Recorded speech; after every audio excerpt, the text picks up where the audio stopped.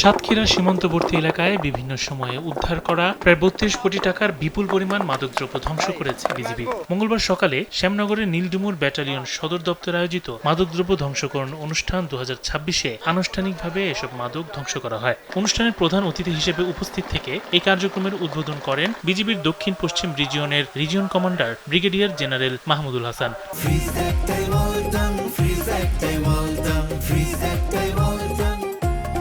BGB সূত্রে জানা গেছে, ২০২৩ সালের ৭ সেপ্টেম্বর থেকে চলতি বছরের ১১ জুলাই পর্যন্ত সাতক্ষীরার শ্যামনগর, দেবহাটা ও কালীগঞ্জ সীমান্তে পরিচালিত বিভিন্ন অভিযানে ৪১ জনকে আটক করা হয়। একই সময়ে ৫১,৮৫,৭৯৭ টাকা মূল্যের বিভিন্ন চোরাচালান পণ্য জব্দ করা হয়। এর মধ্যে ৩১ কোটি টাকা ৯৪,৩৪,৩৫০ টাকা মূল্যের মাদকদ্রব্য ধ্বংস করা হয়েছে।